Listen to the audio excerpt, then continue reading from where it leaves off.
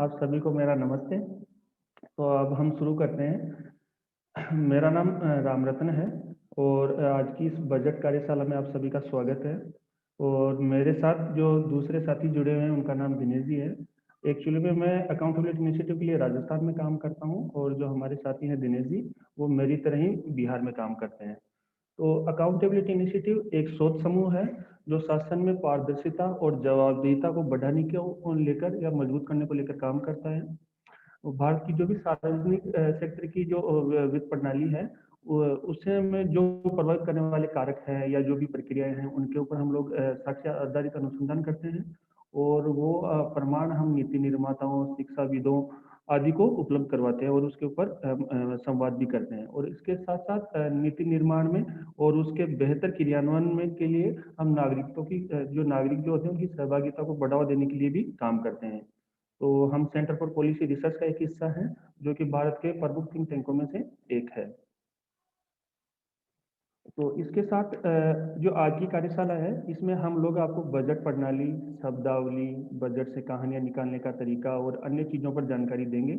और शायद आपको कुछ चीज़ें पहले से पता हो, आप में से कुछ ऐसे लोग भी होंगे जिनको मतलब बजट में रुचि है और वो बजट के बारे में जानते हैं लेकिन अपनी कहानियों में बजट के आंकड़ों का उपयोग नहीं कर पाते हैं। तो हमारी कोशिश रहेगी कि हम आपको केंद्रीय बजट के ऊपर आज विस्तृत जानकारी दें और इसको स्पष्ट रूप से आपके सामने रख पाएं, और जिससे कि आप लोग आगे चलकर जो केंद्रीय बजट दस्तावेज है उसे मतलब अपनी जानकारी का स्रोत बना सकें। आज की बजट कार्यशाला का जो हमारा मेन ऑब्जेक्टिव है कि जब ये प्रेजेंटेशन खत्म हो तो तब तक हम इस लेवल पर चले जाएं कि हम बजट को पढ़ सकें, जो केंद्रीय बजट होता है। तो अब इसके साथ साथ में बजट में जो भी शब्दावलियां होती है, मतलब जो भी टर्मिनोलॉजी होती है और जो भी प्रोसेस होता है बजट बनने का, उसके बारे में हम लोग जानेंगे। तो सबसे पहले है कि बजट क्या है। तो देखिए, और ये देखना क्यों जरूरी है, जैसे हमने वीडियो में भी देखा कि हम लोगों का एक नागरिक होने के नाते हम लोकतंत्र में रहते हैं और हम प्रत्यक्ष और अप्रत्यक्ष रूप से हर कोई व्यक्ति कर देता है। और फिर हम जब सरकार के जो जब वो पैसा चला जाता है तो किस किस तरीके से वो उन्हें खर्च करता है। और ये पूरी जो बजट बनाने की प्रक्रिया है, बजट का जो क्रियान्वयन होता है, इस प्रक्रिया में अगर हम भाग लेंगे तो हम सरकार पर पैनी नजर रख पाएंगे, जो कि हमने वीडियो पे देखा। तो सामान्य अर्थ में बजट का मतलब ये है कि जब भी कोई घर होता है, जैसे या कोई भी व्यक्ति होता है, तो उसे क्या होता है कि जैसे हर साल उसकी कहीं ना कहीं से आय होती है और वो उन्हें कुछ कुछ अलग अलग मदों पर खर्च करता है, जैसे कपड़े पहनने पर या अपने घर के खाने के सामान पर, इन आदि चीजों पर। वैसे ही किसी घर का भी हो सकता है बजट, किसी संस्था का हो सकता है और सरकार का भी। लेकिन जो सरकार का जो बजट होता है उसे लिखित में रखना जरूरी होता है, लेकिन व्यक्तियों के लिए ऐसी कोई पाबंदी नहीं है, क्योंकि कानून में लिखा हुआ है। जैसे भारत के संविधान के भाग 5 में आप देखेंगे तो उसके जो अनुच्छेद 112 है उसमें केंद्रीय बजट को परिभाषित किया गया है। ठीक उसी प्रकार भाग 6 के अनुच्छेद 202 में राज्य बजट, जो राज्यों के जो बजट होते हैं उसके बारे में परिभाषित किया गया है। और उसके बाद में है कि ये जो बजट होता है ये एक निश्चित समय अवधि के लिए होता है। निश्चित समय अवधि के लिए कि जैसे हम अगर कोई प्लान करते हैं तो हम 6 महीने के लिए, 12 महीने के लिए करते हैं, वैसे ही सरकार एक वित्त वर्ष के लिए करती है। और उस वित्त वर्ष का मतलब होता है कि 1 अप्रैल से लेकर 31 मार्च को एक वित्तीय वर्ष माना जाता है जी। तो उसके बाद में ये है कि जो हमारे वित्त मंत्री हैं, जैसे अभी वर्तमान में श्रीमती निर्मला सीतारमन जी हैं, तो वो हर साल 1 फरवरी को लोकसभा में बजट को पेश करते हैं। और फिर उसके बाद में उसमें जो कुछ बेसिक चीजें होती है जिनका हमें ध्यान रखना होता है। तो आगे जैसे है हमारा पूरक बजट। तो एक तो बजट हो गया। अब ये पूरक बजट क्या होता है? पूरक बजट होता है कि जब भी कोई मद होता है, जैसे मान लीजिए, मैं आपको इस तरीके से समझा सकता हूँ और आप भी जानते हैं कि जब हम काम कर रहे होते हैं तो उस साल के दौरान हो सकता है कि किसी वजह से हमारी आय कम हो जाए या किसी वजह से हमारे खर्चे बढ़ जाए, और ये भी हो सकता है कि आय कम हो जाए और खर्चे ज्यादा बढ़ जाए। तो उसके लिए हमें एडजस्टमेंट करना पड़ता है। तो ठीक इसी तरीके से जो ये क्या होता है कि कभी कभी किसी मद में जो हमारा जो पैसा कम हो जाता है, ज्यादा हो जाता है, तो उस साल के लिए हम पूरक बजट आता है और ये ज्यादातर सितंबर माह के आसपास आता है। और एक होता है अंतरिम और परिवर्तित बजट। अंतरिम और परिवर्तित बजट का मतलब ये होता है कि जिस साल चुनाव होते हैं, जैसे आप सबको याद हो कि हमारे पूरे देश में 2019 में केंद्र सरकार के चुनाव हुए थे, तो उसका क्या होता है कि उस वित्त वर्ष के दौरान कुछ महीने बच जाते हैं और कुछ बाद में आते हैं। तो क्योंकि उस सरकार का कार्यकाल उसी समय खत्म हो रहा होता है। तो जब आपको याद हो तो 2019 में अप्रैल मई में इलेक्शन हुए थे। तो क्या जो पहली वाली जो सरकार थी, मतलब जो मोदी सरकार का पहला कार्यकाल था, उन्होंने क्या किया था, 3 महीने के लिए एक बजट बनाया था, उसे अंतरिम बजट बोला जाता है। और फिर जब नई सरकार चुनकर आती है तो बाकी के समय के लिए वो जो नया बजट बनाती है उसे परिवर्तित बजट बोलते हैं। और ये जो परिवर्तित बजट होता है उसे हम अंग्रेजी मॉडिफाइड बजट भी बोलते हैं। तो बजट में जनरल ये चीजें होती है। अब इसके बाद में ये है कि हम आगे ये बजट दस्तावेज हम कहाँ दे सकते हैं। तो भारत सरकार की एक वेबसाइट है www.indiabudget.gov.in पर जाकर आप हिंदी और अंग्रेजी भाषा में देख सकते हैं। जैसा कि आप हमारी स्लाइड में भी देख रहे हैं, आपको कुछ इस तरीके से दिखाई देगा। तो अब सबसे पहले ये है कि बजट सिर्फ एक संख्या नहीं है। सबसे पहली चीज क्यों? क्योंकि जैसे अगर आप देखेंगे, जैसे आप देखते हैं कि बहुत सारे बच्चे स्कूल में जाते हैं, हम भी कभी स्कूल में जाकर पढ़े हैं। तो टीचर हमारे टेस्ट लेते हैं, और टेस्ट लेते हैं तो उसमें हमें मार्क्स मिलता है। तो मार्क्स से टीचर ये पहचानता है कि जो उनका विषय है, हम उसमें हमारी समझ किस लेवल पर है ना। तो मार्क्स से वहां पर मतलब होता है उनकी अंडरस्टैंडिंग से। तो ठीक इसी तरीके से बजट की जो संख्या है ना, इससे हम पता करके ये देख सकते हैं कि सरकार की जो नीतियां हैं उसमें उनको कौन सी चीजें हैं जो उनकी प्राथमिकता में है। तो बजट का मतलब मतलब सरकार की बहुत सारी, जैसे ऊपर वीडियो में भी हमने देखा था कि किस तरीके से वो योजनाओं के ऊपर प्राथमिकता देते हैं, कौन सी चीज ज्यादा प्राथमिकता में है। तो वीडियो में हमने देखा था कि वो रोड वाले जो चीजें हैं उसके ऊपर ज्यादा आवंटन कर रहा था। तो अब जब आप बजट देखेंगे कि तो इसमें 3 चीजें हैं बहुत इंपॉर्टेंट होती है। एक है वास्तविक खर्च। तो वास्तविक खर्च क्या होता है कि जैसे मैं आज हूं तो मैं अपने पिछले साल का पूरा अगर खर्चा नोट कर रहा हूं तो मैं बता सकता हूँ कि पिछले साल मैंने किन किन चीजों पर कितना कितना खर्च किया। तो बजट में आपको एक तो देखने को मिलता है वास्तविक खर्च कितना हुआ है जी। और उसके बाद में दूसरा होता है कि जो अभी जैसे मुझे इस साल का रखना है, तो इस साल अभी अगर मैं सरकार के सालों के हिसाब से तुलना करूं जो वित्त वर्ष मानते हैं, तो वो 31 मार्च को खत्म होगा। तो इस साल में ये बता सकता हूँ कि इस साल में मुझे कितना पैसा आया है और कितना खर्चा हुआ है, और बाकी जो समय बचा है इसमें कितना और आएगा और कितना खर्च हो जाएगा। और तीसरी चीज होती है जो मतलब अगले साल के लिए जो मैं प्लान कर रहा हूँ जो आने वाला है, तो उस साल के लिए कि मुझे कितना कितना कहाँ से आय प्राप्त होगा और कितना कितना खर्च होगा। ठीक है। तो अब अगर ये जो नीचे जो चित्र दिख रहा है आप लोगों को, आप अगर इस चित्र को देखें तो आपको इस तरीके से दिखाई देगा।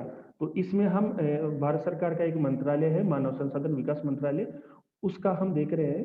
तो यहाँ पर ये एक्चुअल जो लिखा हुआ है, तो अब आप मानिए कि जैसे साल 2021-22 का आएगा, तो यहाँ पर हमें मिलेगा 2019 सॉरी 18-19 का खर्चा, और 19-20 का सॉरी 19-20 का मिलेगा, और 20-21 का हमें मिलेगा संशोधित अनुमान, और 21-22 का मिलेगा हमें जो हमने आपको बताया अनुमानित बजट।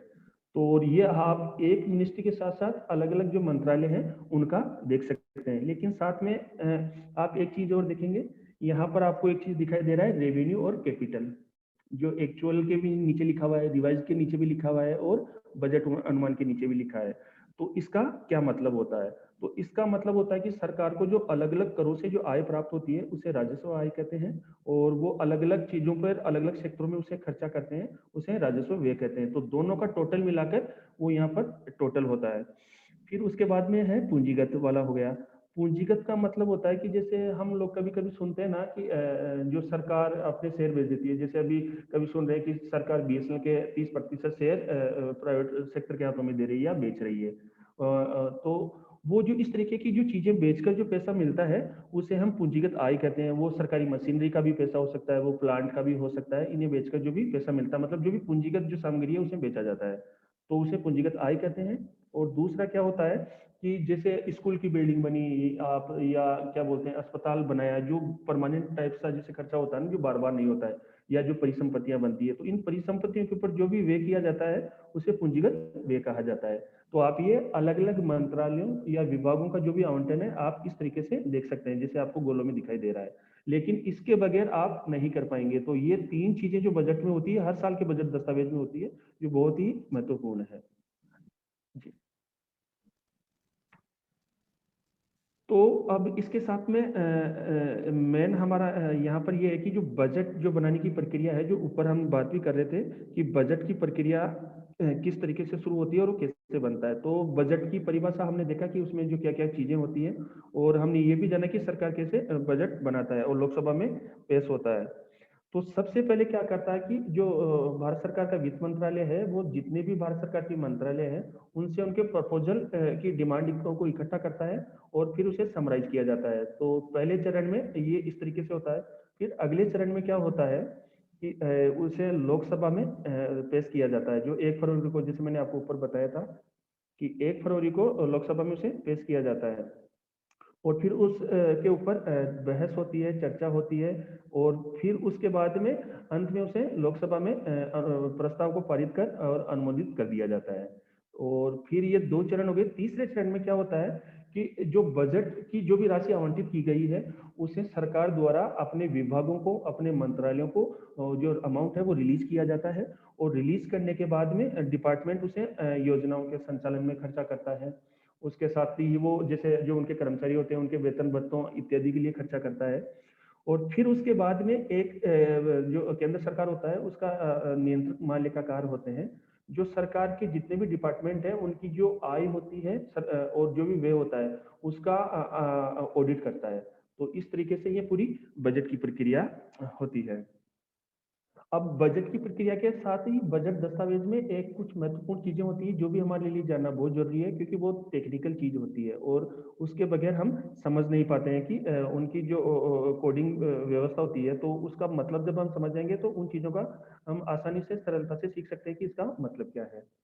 तो अब पहला हमारा ये है कि ये जो कोडिंग है वो तय कौन करता है। तो ये जो कोडिंग तय करता है, जैसे आप नीचे भी लाइन में पढ़ पाएंगे कि जो केंद्र सरकार के जो नियंत्रक महालेखाकार हैं, उनके द्वारा ये कोडिंग तय की जाती है।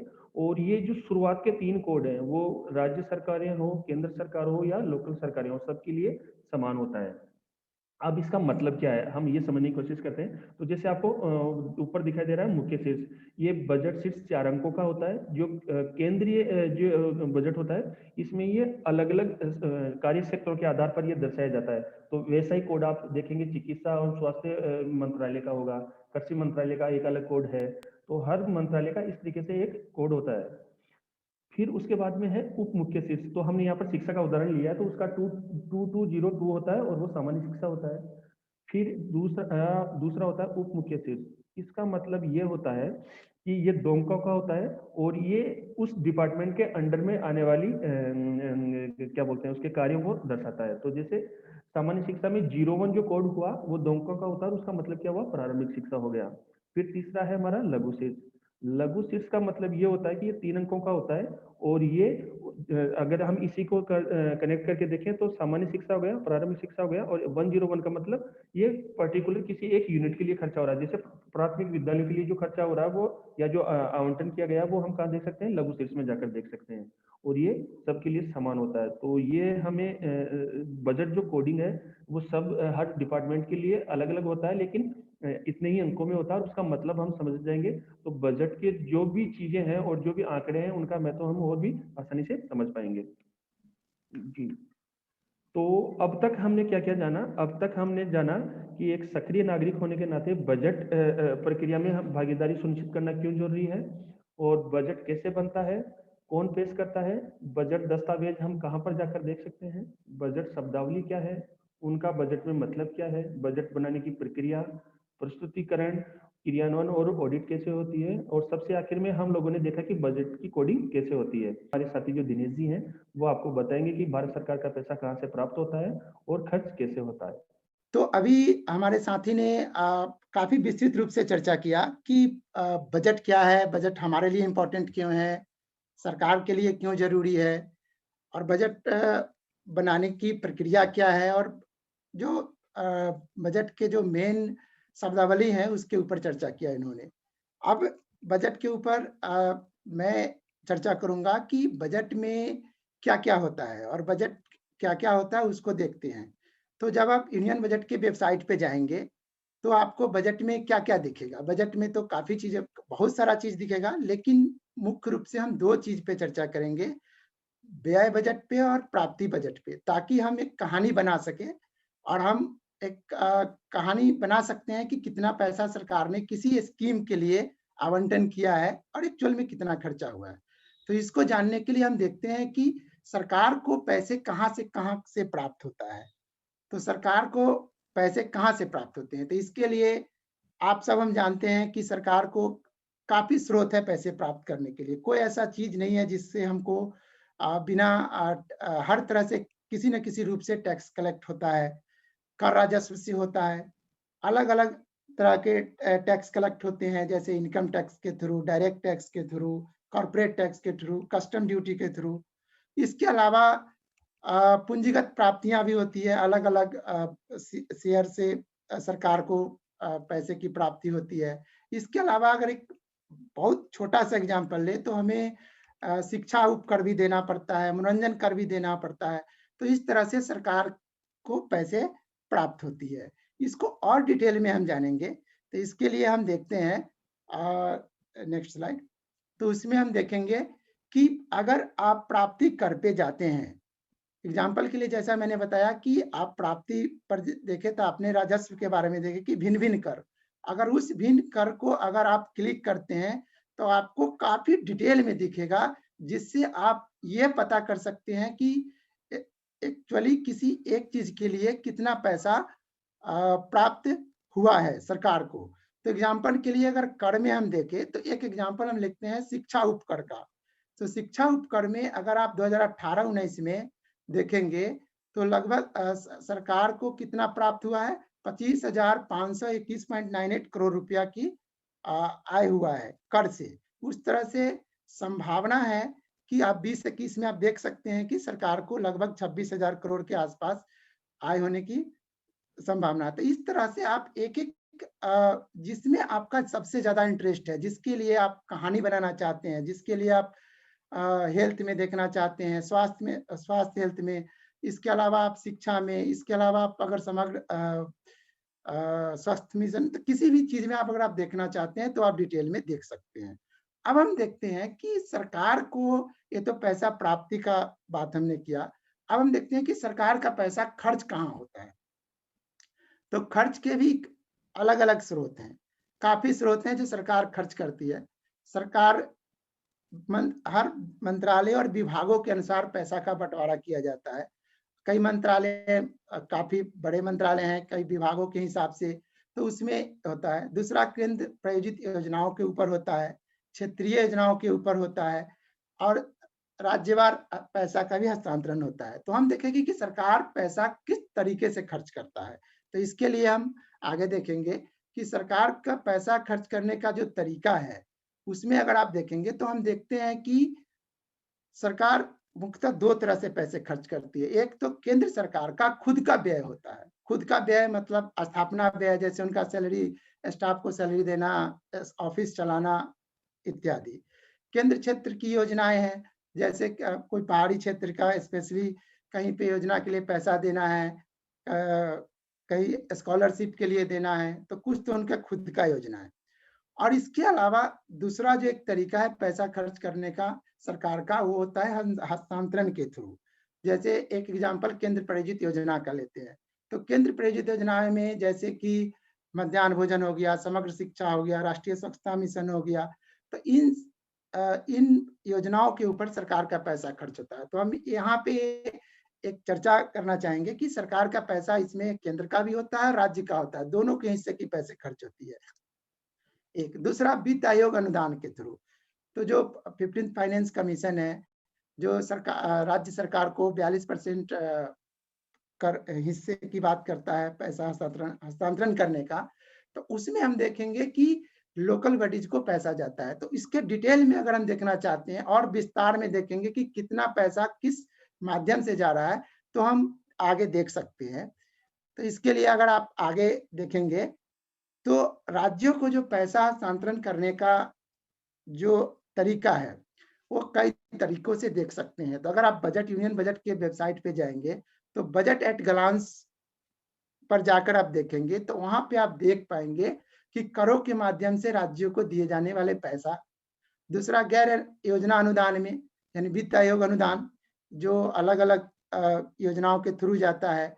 केंद्रीय सहायता अनुदान के रूप में जो केंद्र प्रायोजित योजनाओं के थ्रू जाता है, एक तो यह। दूसरा, जो सरकार पैसा का हस्तांतरण करती है, तो इसके लिए अगर आप बजट एट ग्लांस में जाते हैं, नेक्स्ट स्लाइड लेंगे, अगर बजट एट ग्लांस में आप जाते हैं तो सबसे पहले थोड़ा सा हम यहाँ पे एक चीज चर्चा करना चाहेंगे कि एग्जाम्पल के लिए बजट आप देखना चाहते हैं कि राज्यों का हस्तांतरण हम यूनियन बजट की वेबसाइट में कहाँ देखें। तो अगर आप बजट एक नजर पर क्लिक करेंगे तो आपको साइट खुलेगा, विधानमंडल के साथ राज्य और केंद्र शासित प्रदेशों में संसाधनों का हस्तांतरण। तो वहां पे जब आप क्लिक करेंगे तो आपको एक बजट एट ग्लांस दिखेगा, जो नेक्स्ट स्लाइड में आपको दिखेगा, और वहां पे आप विस्तृत तरीके से देख पाएंगे कि हर चीज के लिए कितना पैसा गया है, जो नेक्स्ट स्लाइड में दिखेगा। तो यहाँ पे अगर आप देखें तो एग्जाम्पल के लिए आप बजट एक नजर राज्यों का हस्तांतरण, यहाँ से आप कहानी अगर आप चाहते हैं कि किसी एक चीज के ऊपर कितना, जैसे एग्जाम्पल एक लेते हैं वित्त आयोग के अनुदान के ऊपर, तो मान के चलिए कि स्थानीय निकायों के लिए कितना पैसा हस्तांतरण किया गया है। तो 2018-19 में अगर आप देखेंगे तो वित्तीय स्थानीय निकायों के लिए 35,064 करोड़ रुपया डायरेक्ट स्थानीय सरकार को स्थानीय लेवल पे ट्रांसफर किया गया। वो जो हम बात कर रहे थे वित्त आयोग के अनुशंसा के आधार पर कि 42% राशि हस्तांतरण किए जाने होते हैं। इसमें आप अलग अलग भी देख सकते हैं कि राज्यों के अलग अलग अनुदान कितने जाते हैं। तो ये थे एक तरीका मैं बता रहा हूँ कि जिसके अंदर आप डिटेल में जा करके सिर्फ आप यहाँ पे, जैसा कि मैंने चर्चा किया कि स्थानीय निकायों के अलावा के बारे में आप किसी और चीज के बारे में देख सकते हैं। दूसरा, अगर आप कहीं देखना चाहते हैं कि किसी और स्कीम के ऊपर, तो वो भी आप देख सकते हैं। तो वो तो डिपेंड करेगा कि आप किस तरह की कहानी बनाना चाहते हैं। तो यहाँ अब तक मैंने चर्चा किया कि आप यूनियन बजट में पैसा कहाँ सरकार को कैसे प्राप्त होता है और खर्चा कैसे होता है, राज्यों को हस्तांतरण कैसे होता है। इसको उदाहरण के तौर पे हम समझने का प्रयास करते हैं। तो दो बड़े मंत्रालय का एग्जाम्पल मैं ले रहा हूँ, एक शिक्षा मंत्रालय और एक स्वास्थ्य मंत्रालय का। और हम देखेंगे कि शिक्षा मंत्रालय में सरकार ने शिक्षा मंत्रालय के लिए कितना बजट रखा है, जिसमें एक केंद्र प्रायोजित योजना है समग्र शिक्षा के बारे में हम चर्चा करेंगे। तो हम देखेंगे कि जैसा कि आप सब हमको पता है कि शिक्षा मंत्रालय मानव विकास मंत्रालय का नाम अब शिक्षा मंत्रालय के नाम से जाना जाएगा। जो इस साल 1 फरवरी को जो यूनियन बजट पेश होगा तो उसमें शिक्षा मंत्रालय के नाम से आपको देखने के लिए मिलेगा। एक तो यह चीज। दूसरी कि हम समग्र शिक्षा के बारे में आपसे चर्चा कर रहे हैं, तो थोड़ा समग्र शिक्षा 2018 में शुरू हुई थी और एक सम्मिलित योजनाएं हैं जहाँ पे केंद्र प्रायोजित योजनाओं को मर्ज कर दिया गया है, जिसमें सर्व शिक्षा अभियान है, राष्ट्रीय माध्यमिक शिक्षा अभियान है, टीचर एजुकेशन है। तो हम देखते हैं मानव संसाधन विकास मंत्रालय के अंतर्गत कितना बजट रखा गया है शिक्षा के लिए। तो एक चीज यहाँ पे ध्यान देंगे कि व्यय बजट को अगर यूनियन बजट में आप देखना चाहते हैं कि मानव संसाधन विकास मंत्रालय के लिए कितना है, तो जैसे आप व्यय बजट के ऊपर देखना चाहेंगे, क्लिक करेंगे तो काफी मंत्रालयों का नाम आपको दिखेगा। तो उसमें आपको आवास एवं शहरी कार्यालय मंत्रालय, सूचना तथा प्रसारण मंत्रालय, मानव संसाधन विकास मंत्रालय, तो आपको डायरेक्ट वहां पे एक पेज नंबर 1 पे नहीं दिखेगा। इसके लिए आपको 1 से लेकर काफी पेज हैं, तो उसमें 6 नंबर पेज पर अगर आप जाते हैं तो वहां पे आपको मानव संसाधन विकास मंत्रालय का साइट खुलेगा। अब हम ये नहीं कह सकते हैं कि 21-22 का जो बजट आएगा उसमें जो शिक्षा मंत्रालय के नाम से जब आएगा तो उसमें हम पेज नंबर 6 पर ही देख पाएंगे, मे भी वो 2 या 3 पर भी दिख सकता है। तो हम अगर यहाँ पे क्लिक करते हैं, यहाँ पे एक्सेल में और पीडीएफ में 2 फाइलें होती हैं, अगर आप पीडीएफ में क्लिक करेंगे तो आपको कुछ ऐसा दिखेगा।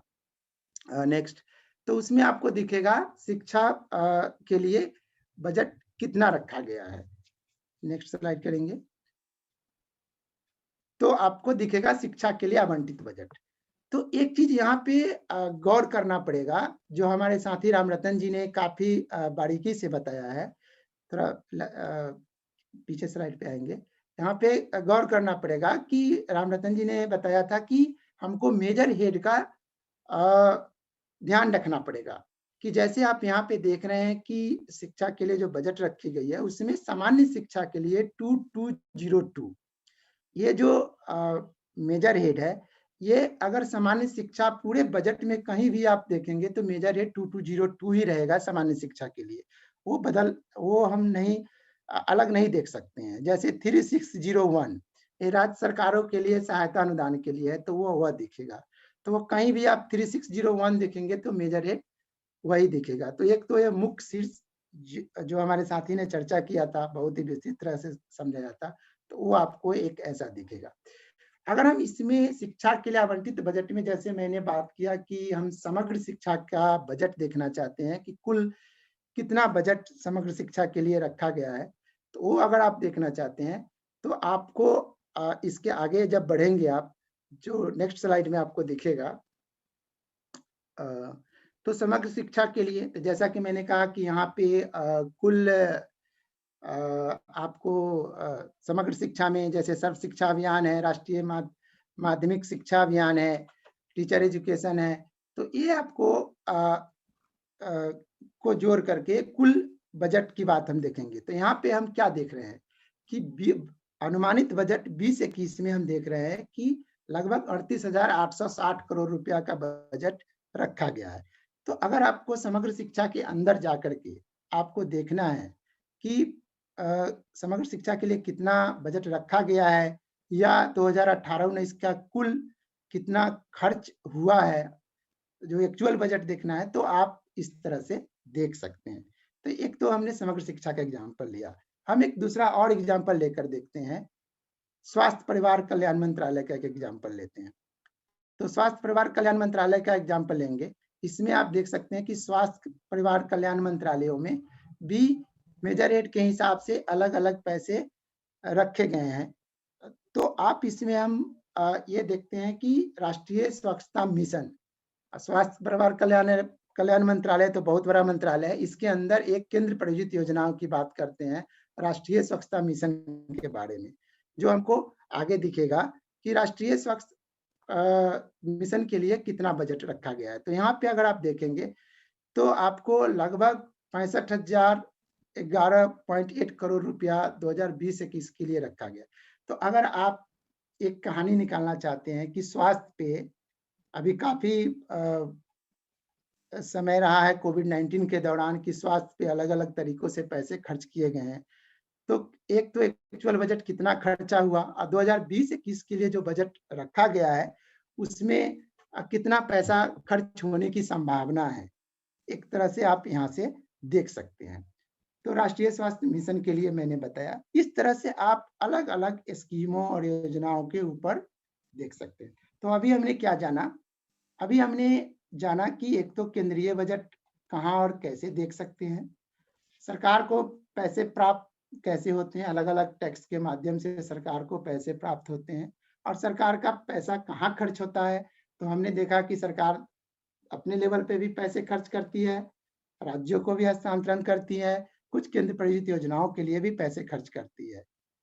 और हमने 2 एग्जाम्पल लिया, एक शिक्षा मंत्रालय और स्वास्थ्य मंत्रालय का एग्जाम्पल लेकर हमने देखा कि उसके लिए बजट हम कहाँ देख सकते हैं कि कितना पैसा किस योजना के लिए रखा गया है। अब डिपेंड करता है कि हमारा इंटरेस्ट किस चीज के लिए है, किस तरह की हम कहानी निकालना चाहते हैं, उसके लिए हम बजट कहाँ पे देख सकते हैं। तो ये हमने एक पूरा एक आपको प्रोसेस बताया यूनियन बजट में आप कैसे इस चीजों को देख सकते हैं। अब हमारे साथी रामरतन जी बताएंगे कि बजट देखते समय हमें किन चीजों को ध्यान रखना जरूरी है। धन्यवाद। धन्यवाद दिनेश जी। तो जैसे अभी दिनेश जी ने मतलब हमें बजट जो दस्तावेज जहाँ दिखाई देता है वहाँ जाकर अलग अलग तरीके से बताया कि कैसे मतलब खर्चा होता है और कैसे आय होती है। लेकिन बजट देखते समय कुछ सामान्य सावधानियां हैं जो हमें ध्यान में रखना चाहिए। वो सामान्य सावधानी अगर हम नहीं रखेंगे तो भले ही मतलब जर्नलिस्ट हो या एनजीओ वाले हो या आम नागरिक हो, उन्हें बहुत दिक्कतें होती है। तो ये बेसिक चीजें हैं जो हमें ध्यान में रखना है। तो एक चीज है कि अगर हम जैसे यहाँ पर बजट अनुमान है, ये संशोधित अनुमान के आगे बजट अनुमान है। तो यहाँ पर हम देखते हैं कि जो बजट अनुमान होता है वो अगर आप 3-4 साल की तुलना करेंगे तो उसमें क्या होता है, हमेशा बढ़ा हुआ दिखाई देता है, हर बार हर साल वो बढ़ता हुआ जाता है। और इसके साथ साथ उसमें एक दिक्कत ये होती है कि वो सिर्फ बढ़ा हुआ होता है लेकिन उसका रीजन हमें पता नहीं होता कि वो क्यों बढ़ रहा है। लेकिन अगर आप संशोधित अनुमान देखेंगे, जैसे आपको याद हो जो मैंने पहले शब्दावली बताई थी कि संशोधित अनुमान, तो जैसे जो चालू वित्त वर्ष है, तो अभी तक सरकार को ये पता चल गया कि अभी आज जनवरी का 29 जनवरी है, तो अभी तक सरकार के पास कितना पैसा आया है और कितना उन्होंने खर्चा किया है। तो अभी और बाकी समय में कितना आएगा और कितना खर्चा हो जाएगा, तो ये थोड़ा वास्तविकता के ज्यादा करीब होता है। तो हमें कोशिश करना चाहिए कि जब भी हम बजट देखें तो संशोधित अनुमान के जो आंकड़े हैं उनका ज्यादा प्रयोग में करें। और इसमें क्या होता है कि जैसे मैंने आपको याद हो तो ऊपर बताया था कि पूरक बजट भी सितंबर के आसपास आ जाता है। तो जब हम देखें तो हम देख लें कि किस योजना में या किसी मंत्रालय के लिए उस दौरान अनुपूरक बजट आया है या नहीं। अगर वो आ गया तो उसे भी हमें जो बजट अनुमान के आंकड़े हैं उसमें ऐड करना होगा, और तभी हमें एक्चुअल वैल्यू पता चल पाएगी। दूसरा एक ये होता है कि हम जब भी बजट के जो दस्तावेज देखते हैं उसमें कोशिश करिए कि हम जो खर्च का जो बजट है या जो व्यय बजट जिसे हम बोलते हैं, उसके माध्यम से अलग अलग योजनाओं विभागों का हम जो कुल आवंटन है वो प्राप्त करें, तो वो ज्यादा क्या बोलते हैं, वास्तविकता के लिए जरूरी होता है। जी। और साथ में एक चीज और ध्यान में रखना होगा कि जैसे हमने आपको शुरू में बताया था कि आप बजट भारत सरकार की जो वेबसाइट है www.indiabudget.gov.in, वहां पर जाकर देख सकते हैं, लेकिन सप्लीमेंट्री बजट आपको वहां नहीं मिलेगा, क्योंकि सप्लीमेंट्री बजट जो होता है वो वित्त मंत्रालय की जो वेबसाइट होती है वहां पर उपलब्ध होता है। और जैसे आप देखेंगे कि तो आपको पता चल जाएगा कि कब कब कौन से महीने में सप्लीमेंट्री बजट पारित हुआ है, और उसका भी हमें जो वैल्यू होता है वो ऐड करना चाहिए। और एक चीज हमें और ध्यान में रखनी चाहिए कि जैसे दिनेश जी ने आपको एक स्लाइड बताया था, उसमें बताया था कि बजट जब उस पर हम जाते हैं तो बहुत सारी चीजें होती है, जैसे बजट एट ए ग्लांस हो गया, उसके बाद में था वार्षिक वित्तीय विवरण हो गया, बजट स्पीच हो गया, है ना, व्यय बजट हो गया, प्राप्ति बजट हो गया, तो अलग अलग दस्तावेज होते हैं। और कभी कभी क्या होता है कि हम लोग एक जगह से जब भी कोई आंकड़ा लेते हैं और दूसरी दस्तावेज में जाकर देखते हैं तो उसमें कभी कभी कुछ कुछ मिस्टेक हो जाता है। तो जब भी आप इस तरीके का आंकड़ा लें तो अलग अलग स्रोतों से उसकी तुलना कर लें, तो ज्यादा वो हमारा वेरीफाइड डेटा हो जाएगा। जी। इसके साथ साथ ये तो मतलब हमें सावधानियां रखनी थी। अब बजट में काम करते समय हमें कुछ कठिनाइयां आती है। वो कठिनाइयां इस तरीके से होती है कि जब लोग बजट पर काम करते हैं और बजट के जो आंकड़ों को देखते हैं, उसमें दो चीजें मतलब हमें देखते हैं कि एक तो जो बजट अनुमान होते हैं, जो मैंने पहले भी बताया कि वो बढ़े हुए दिखाई देते हैं, लेकिन वो किस कारण से बढ़े हैं, मतलब क्या वास्तव में उस डिपार्टमेंट की जरूरत थी, उसकी डिमांड थी, हाँ, तो ये कारण हम बजट दस्तावेज में नहीं देख पाते हैं। तो इंक्रीमेंटल तो होता है बजट अक्सर, लेकिन वो इतना ट्रांसपेरेंट भी नहीं होता है। और दूसरा एक ये है कि एक कठिनाई ये होती है कि जब मान लीजिए किसी एक चीज पर खर्चा करना हो एक गतिविधि के लिए, तो जैसे बच्चों का हम उदाहरण लेते हैं, क्योंकि बच्चे स्कूल में जाते हैं, शिक्षा विभाग उन पर खर्चा करता है, लेकिन साथ में क्या होता है कि छात्रवृत्तियां जो मिलती है वो सोशल जस्टिस डिपार्टमेंट देता है। तो अब आप देखेंगे कि बच्चों के लिए खर्चा हो रहा है, लेकिन दो अलग अलग मंत्रालय उसके ऊपर सेम एक्टिविटी के लिए खर्चा कर रहे हैं। वैसे स्कीम में भी होता है, जैसे बच्चों के लिए ही आपको स्कीम मिलेगी, जैसे समग्र शिक्षा जो दिनेश जी ने उदाहरण बताया, वैसे ही आपको जो आईसीडीएस स्कीम है उसमें भी बच्चों के लिए पोशाक के लिए खर्चा किया जा रहा है ना। तो एक मिड डे मील स्कीम है, वो भी बच्चों के लिए, तो सेम एक्टिविटी के लिए अलग अलग हो जाता है। और तो उसमें विभाग भी खर्चा करते हैं, योजनाएं भी खर्च करती है। तो आगे हम इसका एक उदाहरण भी देखेंगे। तो उदाहरण में जैसे अभी आप यहाँ पर देख रहे हैं allocation for the welfare of childrens, तो बच्चों के कल्याण के लिए जो भी आवंटित किया गया है, तो अलग अलग मंत्रालय आप देखेंगे। तो जैसे आप इस जो पिक्चर है इसमें देख पा रहे हैं, ऑटोमिक एनर्जी वाला एक डिपार्टमेंट है, वो भी खर्चा कर रहा है। दूसरा फिर है department for promotion of industry and internal trade, ये भी बच्चों के लिए कुछ ना कुछ अलग अलग चीजों से खर्चा कर रहा है। फिर नीचे देखेंगे तो इस तरीके से जितने भी जो डिपार्टमेंट देख रहे हैं वो जो खर्चा कर रहे हैं, वो हम जो चिल्ड्रंस बजट होता है वो उस डॉक्यूमेंट में जाकर देख सकते हैं कि कितने विभाग कितनी चीजों के लिए बच्चों पर खर्चा कर रहे हैं। जी। आगे। तो ये हो गई दो चीजों के ऊपर हमने चर्चा की है। तीसरा, बजट के साथ काम करने में जो हमें एक जनरल कठिनाई आती है वो ये होता है कि बजट में जो नीचे से ऊपर की ओर जो प्लानिंग होती है उसका अभाव होता है। वो हम इस तरीके से देख सकते हैं कि जैसे मैं आपको एक उदाहरण बताऊं जो मुझे याद है। 2013 में राजस्थान के हाई कोर्ट ने कहा कि राजस्थान के जितने भी जो पब्लिक स्कूल है उसमें बालिकाओं के लिए शौचालय होना चाहिए, और शिक्षा विभाग ने उस आदेश के आधार पर सभी स्कूलों को पैसा जारी कर दिया। लेकिन जैसे है आप में से जो जर्नलिस्ट लोग हैं जो मतलब ये वाला काम करते हैं, तो उन्होंने उस कहानी को कैप्चर किया और उन्होंने एक चीज निकाली कि कुछ ऐसे स्कूल थे जिन्हें पैसा तो मिला लेकिन वो स्कूल बंद हो गए हैं और उन्हें पैसा जारी कर दिया गया है। तो वो रिपोर्टिंग हो गई और वो कहानी आ गई, तो उस पर काफी हल्ला हुआ और डिपार्टमेंट के लोगों को काफी डांट भी पड़ी। तो जब हम बजट में भी देखें ना, तो कोई भी स्कूल ये जैसे मान लीजिए उन्होंने स्कूल डेवलपमेंट प्लान बनाना होता है और उन्होंने डिमांड किया कि इस बार हमें पेयजल की व्यवस्था करवानी है, लेकिन उसके पास ये श्योरिटी नहीं होती है कि इस बार मुझे पेयजल के लिए बजट से पैसा मिल जाएगा। तो जो लोकल जो सॉरी प्लानिंग की जो प्रक्रिया होती है और जो बजटिंग की जो प्रक्रिया होती है उसमें थोड़ा तालमेल नहीं होता है और प्राथमिकताएं भी हमें नहीं दिखाई देती है। इसके साथ है जमीनी स्तर पर सूचनाओं का अभाव। ये इस तरीके से होता है जमीनी स्तर पर सूचनाओं का अभाव कि अगर आप देखेंगे तो इसमें बजट दस्तावेज में आपको कहीं भी ये नहीं दिखेगा कि किस जिले के लिए किस ब्लॉक के लिए कितनी राशि मिली है। और ये मतलब लोकल इंफॉर्मेशन नहीं होने से मतलब हमें पता नहीं चलता कि किसे कितना पैसा मिला है। और एक है कि जो मैं आपको इस पॉइंट को हम बाद में देख रहे हैं, लास्ट वाला जो पॉइंट है इसमें मेन हमारा कहने का मतलब ये है कि जब आप बजट दस्तावेज देखते हैं तो उसमें हमें क्या होता है कि जैसे मान लीजिए सरकार ने आज हमसे एक कमिटमेंट किया कि हम स्वास्थ्य के ऊपर कितना खर्चा करेंगे, है ना, वो अक्स अमाउंट हो गया। लेकिन उसके वास्तविक जो आंकड़े हैं ना वो हमें बजट दस्तावेज में 2 साल बाद दिखाई देंगे। तो जो हम लोग आम नागरिक हैं या जिसमें आप पत्रकार हैं या हम कोई एनजीओ में काम करने वाले हैं या जो बिल्कुल साधारण व्यक्ति है, वो भी अगर देखें तो उन जो खर्चे जो हो रहे हैं उसकी निगरानी करने में वो असमर्थ रहते हैं बजट दस्तावेज के हिसाब से। तो जो सरकार ने हमसे कमिटमेंट किया था और वो पूरा हुआ या नहीं हुआ उसकी जानकारी हमें 2 साल बाद में मिलेगी। तो इससे क्या होता है कि जो जवाबदेहिता होती है वो प्रभावित होती है। जी। तो अब जी आगे चले जी हाँ। तो अब ये सारा हमने देखा और उसके साथ में हमें मतलब जो बजट है बजट से कहानियाँ कैसे निकालें उसके लिए मतलब कुछ चीज़ें हैं जो हमें ध्यान में रखना है और किस तरीके से निकाल सकते हैं। तो बजट में आप ऊपर देख जैसे दिनेश जी दिखा भी रहे थे तो आप देख रहे थे कि बजट में हमें केवल आवंटन और खर्च की जानकारी मिलती है, लेकिन डिपार्टमेंट ने कितना मांगा था, क्या उतनी राशि उन्हें रिलीज की गई, कौन से समय पर की गई, है ना, किस मद पर खर्च की गई, इसकी जानकारी आपको डिपार्टमेंट या मिनिस्ट्री से आरटीआई से निकाल सकते हैं या आप डिपार्टमेंट से ट्रैक करके निकाल सकते हैं, लेकिन आपको बजट दस्तावेज में ये नहीं मिलेगी। तो सिर्फ हमें ध्यान रखना है कि बजट में हमें केवल आवंटन और खर्च की जानकारी मिलती है। अब इसके साथ में बजट से क्योंकि हर किसी का अलग विषय होता है वो या इंटरेस्टिंग दिलचस्पी वाला जो विषय होता है उस पर वो बजट आंकड़े निकालता है, लेकिन हमें कोशिश करना चाहिए कि वर्तमान की परिस्थितियों को ध्यान में रखकर हम कहानी निकालें। तो जैसे आजकल का अगर उदाहरण लें तो आजकल कोरोना का वक्त चल रहा है और हम देखेंगे कि सरकार ने आय के नए स्रोत बनाने के लिए क्या कोई हेल्थ के ऊपर सेल्स टैक्स लगाया है या उसे बढ़ाया है। तो वो आंकड़े हम देख सकते हैं। हम देख सकते हैं कि सरकार ने इस बार स्वास्थ्य के लिए मतलब जो अपनी योजनाएं हैं उनके ऊपर कितना आवंटन किया है ना, क्या उनका आवंटन बढ़ा है, क्या उनकी प्राथमिकता में है। तो ये सारी चीजें हम वर्तमान परिस्थितियों को ध्यान में रखकर देख सकते हैं।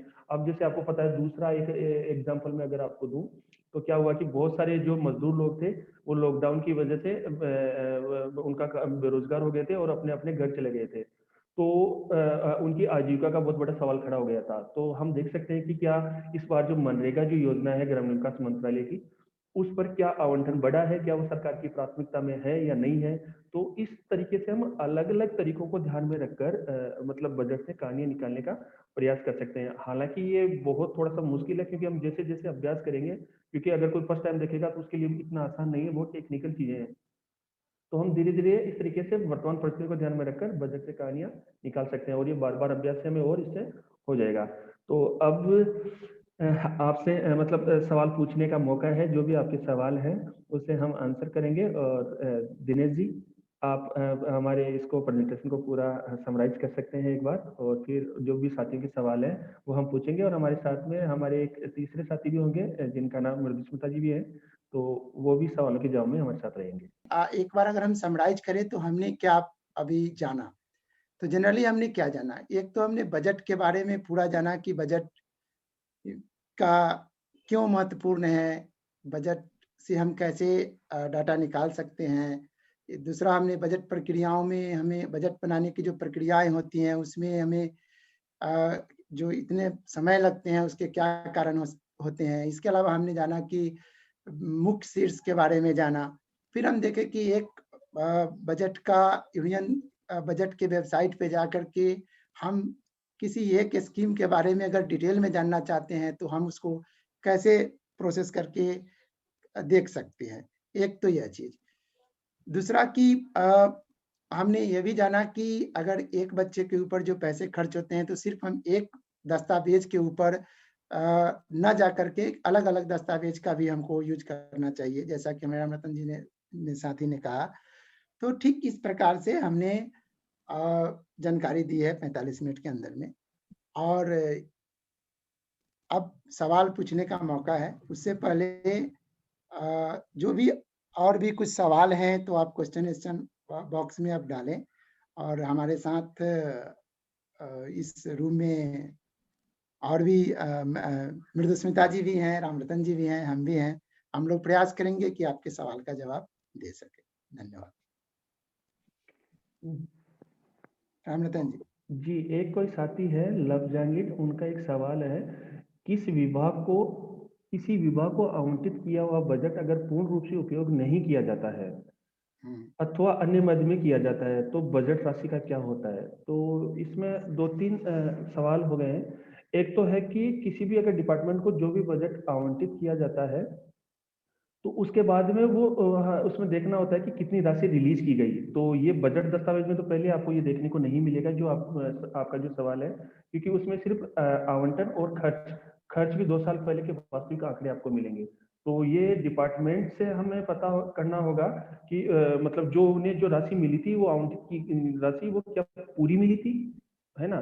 और अगर पूरी नहीं मिली तो कितनी मिली थी, और फिर जो मिला उसका उन्होंने उपयोग किया या नहीं किया। तो अब जैसे क्या होता है कि जो समग्र शिक्षा अभियान है, तो जो दिनेश जी एग्जांपल दे रहे थे, तो मान लीजिए कि अगर उस राशि में उन्हें जो आवंटित किया गया बजट है वो कितना मिला, और मिलने के बाद में जो बजट मान लीजिए बच जाता है तो एक हेड से दूसरे हेड में खर्चा तो नहीं करते हैं, लेकिन जो राशि बच जाती है वो मतलब अगले साल के लिए उसमें चली जाती है, मतलब बजट को जी हाँ, तो अगले साल के लिए वो कर देते हैं। और दूसरा, अगर आप एनएचएम में देखेंगे तो जो अनस्पेंड जो उनका पैसा होता है वो बहुत सालों तक पड़ा रहता है और वो खर्च भी नहीं होता है, लेकिन ये बजट दस्तावेज में हम नहीं देख सकते ये सारी चीजें। एक चीज और होती है कि ये जो सीएसएस में जो भी खर्चा होता है वो अगले साल खर्च कर सकते हैं जो राशि बच जाती है। जी। हाँ जी, मैं उसी में ऐड करना चाहूंगी कि वो जैसे आप बोल रहे हैं कि स्कीम स्पेसिफिक जो चीजें हैं वो सीएसएस जैसे सेंट्रली स्पॉन्सर्ड स्कीम उसमें होता है, लेकिन जरूरी नहीं कि जो मिनिस्ट्री का जो यूनियन मिनिस्ट्री का जो ग्रॉस बजट होता है उसमें से या जो भी नेट बजट होता है उसमें से अगर कुछ बच जाता है वो एज सेविंग्स भी उनके पास रह जाता है, सो दैट अगले साल वो यूज कर पाए। लेकिन जैसे आप स्कीम की बात कर रहे थे, कोई भी सेंट्रली स्पॉन्सर्ड स्कीम हो, क्योंकि उसका पैसा ऑलरेडी यूनियन गवर्नमेंट ने स्टेट को जितना भी उस साल में ऑलरेडी रिलीज कर दिया है, उसमें से अगर कुछ बच जाता है वो काफी सारे स्कीम में वो अगले साल के टोटल अप्रूव बजट में उसको ले लिया जाता है। तो अनस्पेंड बैलेंस जो होता है स्कीम का वो अगले साल का ओपनिंग बैलेंस में ऐड हो जाता है, वो स्कीम में होता है। लेकिन जो ग्रॉस अमाउंट होता है यूनियन डिपार्टमेंट या मिनिस्ट्री का वो एज अ सेविंग रह जाता है। एंड कभी कभी कुछ रूल्स भी होते हैं कि कुछ चीजें कभी कभी फाइनेंस डिपार्टमेंट को वापस भी दिया जाता है, वो स्कीम में भी होता है, but it depends from time to time, but mostly जो हमने जैसे बताया वैसे ही होता है। सवाल है, शिक्षा का बजट नेशनल लेवल पर कैसा खर्च हो जाता है? शिक्षा का बजट नेशनल लेवल पर में कैसे खर्च हो जाता है? तो ये संजय खूल जी हैं, उनका सवाल है। तो जो शिक्षा का बजट होता है, देखिए जैसे दिनेश जी ने भी बताया था, आपको याद हो, शिक्षा केंद्र सरकार क्या करती है, 2 तरीके से खर्चा करती है। एक, जैसे उन्होंने बताया था कि वो अपने चीजें होती है, जैसे उनका एम्प्लॉय हो गए, जैसे सीआरसी हो के जो एम्प्लॉय हो गए उनके, या जो भी केंद्र सरकार के अधीन में जो भी सब्जेक्ट आते हैं उनके जो एम्प्लॉय होते हैं उन्हें वो पर खर्चा करती है। दूसरा कुछ केंद्र सरकार की ऐसी योजनाएं होती है जो एरिया विशेष के लिए होती है, जैसे नदियों के लिए स्कीम है नमामि गंगे, है ना, तो उस पर जो भी खर्चा होगा वो पूरी तरीके से केंद्रीय सरकार खर्चा करेगी। लेकिन उसके बाद में होता है फिर ट्रांसफर का जो दूसरा तरीका दिनेश जी ने बताया था कि कुछ पैसा वो राज्य को ट्रांसफर करते हैं, तो कुछ पैसा तो होता है जो खुला उन्हें देते हैं, और उसके बाद में क्या होता है कुछ पैसा जो सीएसएस के माध्यम से होता है, तो सीएसएस को हम बोलते हैं सेंट्रली स्पॉन्सर्ड स्कीम, जिसमें केंद्र का और राज्य का दोनों का कुछ कुछ हिस्सा होता है ना। तो अब जो शिक्षा होती है वो केंद्र अपने लेवल पर तो खर्चा नहीं करेगी, तो वो पैसा वो क्या करती है कि राज्यों को ट्रांसफर करती है, अपना जो भी शेयरिंग का हिस्सा बनता है इस हिसाब से, और इस तरीके से केंद्र सरकार की शिक्षा के ऊपर जो भी बजट होता है वो खर्च होता है जी। बाकी आप साथी कुछ ऐड करना चाहिए? हाँ, उसी में मैं बस ऐड करना चाहूंगी कि बहुत सारे खर्चे सेंट्रली भी करते हैं। जैसे आप मान लीजिए जो सेंट्रल स्कूल्स होते हैं या नवोदय विद्यालय होते हैं, या फिर बहुत सारे ऐसे स्कॉलरशिप या अलग अलग स्कीम्स होते हैं जो सेंटर खुद खर्चा करती है और वो बच्चे किसी भी स्टेट में हो उसको एक्सेस कर सकते हैं। तो काफी सारे सेंट्रल लेवल पे खर्चा होता है। उसके जैसे रामनितिन जी ने बताया ऑलरेडी, तो एडमिनिस्ट्रेटिव खर्चे सारे हैं। जैसे आप कोई भी स्कीम ले लीजिए, उसका जनरली एक दिल्ली में या सेंट्रल लेवल पे एक ऑफिस होता है। जैसे एनएचएम ले लीजिए, नरेगा ले लीजिए, समग्र शिक्षा ले लीजिए, हर एक का एक सेंट्रल प्रोजेक्ट ऑफिस भी होता है। तो काफी सारे स्कीम्स को मैनेज करने के लिए वो सेंट्रल ऑफिस का भी खर्चा होता है। अपार्ट फ्रॉम ये सारा जो सेंट्रल खर्चा है, उसके अलावा ये सारे जो स्कीम है, स्कीम के तहत सेंटर स्टेट्स को पैसा देती है, और कभी कभी डिपेंड करता है किसी किसी सिचुएशन में ग्रांट के माध्यम से भी पैसा जाता है। तो हाँ, यही सब अलग अलग रूट्स है जिसके थ्रू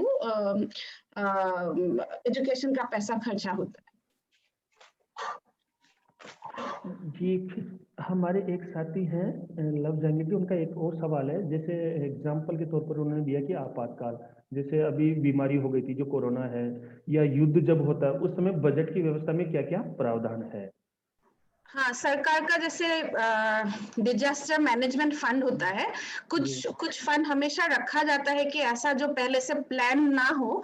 जैसे साल के बिगिनिंग में हम सब कुछ प्लान नहीं कर सकते, जो कभी कभी ये खर्चे आते हैं, तो उसके लिए एक अलग से फंड रहता है।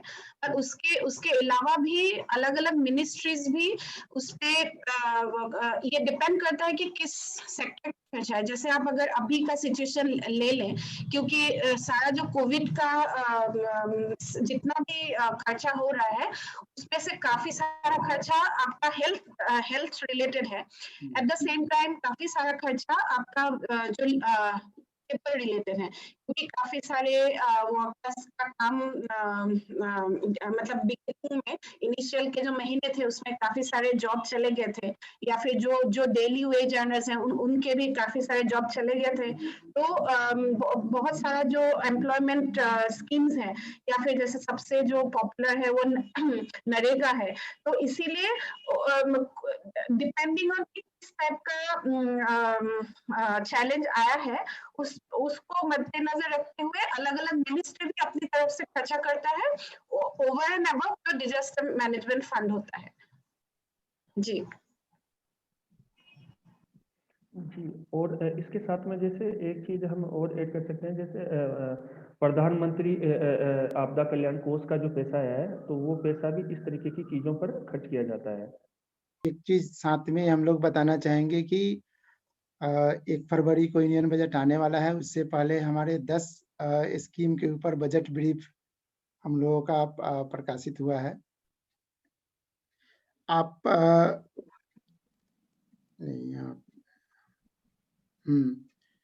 तो आगे आप अगर इंटरेस्टेड हैं तो आपको यहाँ पे अकाउंटेबिलिटी इनिशिएटिव के वेबसाइट पर अगर आप जाएंगे तो आपको 10 सेंट्रल स्पॉन्सर्ड स्कीम के ऊपर बजट ब्रीफ आपको मिलेगा, जिसमें आप पढ़ सकते हैं, सवाल पूछ सकते हैं और आप कमेंट भी कर सकते हैं। तो ये प्रकाशित हो चुकी है, जिसमें मुख्य रूप से जैसे हमने अभी चर्चा भी किया था समग्र शिक्षा अभियान के ऊपर, और वो भी है इसमें। और ऐसे तो इसमें पोषण अभियान पे बजट है, आयुष्मान भारत पे है, इंटीग्रेटेड चाइल्ड डेवलपमेंट सर्विस के ऊपर है, तो प्री बजट ये प्रकाशित हो चुकी है, आप इसे देखिए, समझिए, और कोई सवाल है तो पूछिए। और दूसरा, और भी कोई सवाल है तो हम और हमारी सरकार करके हमारा एक वेबसाइट है जहाँ पे भी आप अपने कमेंट्स डाल सकते हैं, पूछ सकते हैं। तो कई रास्ते हैं जुड़े रहने के लिए, और आप सब आए और जुड़े, इसके लिए बहुत बहुत धन्यवाद।